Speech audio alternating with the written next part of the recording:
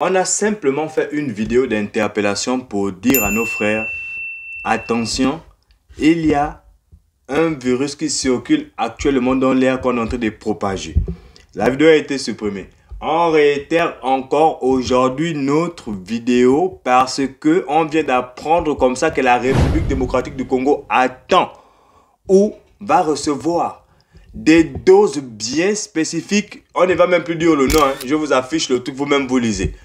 Vous-même vous lisez seulement le nom du truc. Mais ils vont recevoir ça en quantité industrielle. Et on nous dit que c'est les États-Unis qui vont fournir une partie et le Japon. Le Japon a dit qu'ils vont en millions, hein, en quantité pour des enfants.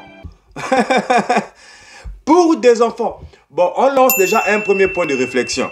Le Japon, pays dans lequel le taux de natalité il est totalement en décroissance.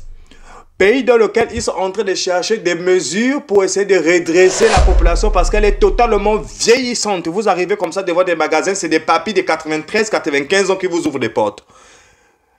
Aujourd'hui, ils veulent s'attaquer peut-être à la République démocratique du Congo. Qu'est-ce qu'ils nous préparent comme ça des millions de vaccins pour des jeunes?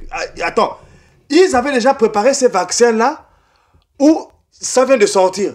Comment ça se fait que d'un claquement de doigts comme ça, ils nous sortent une quantité astronomique? Les gars, le gouvernement comme la République démocratique du Congo, vous-même vous connaissez, hein, sur la Chicotte TV, nous ne sommes pas du tout en accord avec sa politique. C'est le gouvernement de Félix Antoine Tshisekedi qui sont pourtant essayer des méthodes, comme on dit, des remèdes traditionnels.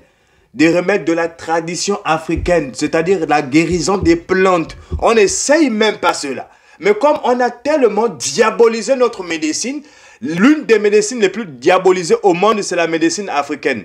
La seule médecine sur laquelle eux-mêmes, les Africains qui se font soigner avec de jour et de nuit, crachent sur cette médecine-là. La médecine qu'on dit la médecine traditionnelle. C'est la médecine africaine, la guérison par les plantes.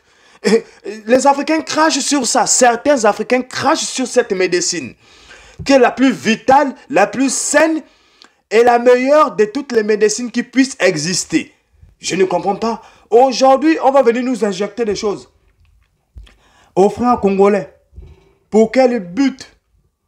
Eux-mêmes, ils ont créé ça là-bas. On nous a dit même que le Danemark, ils ont aussi. Hein, les Danois qui ont découvert ce truc en 1958. Eux-mêmes, ils ont aussi des doses en quantité industrielle. Mais ils attendent que ça se propage. En ce moment, c'est seulement au Congo où c'est un peu...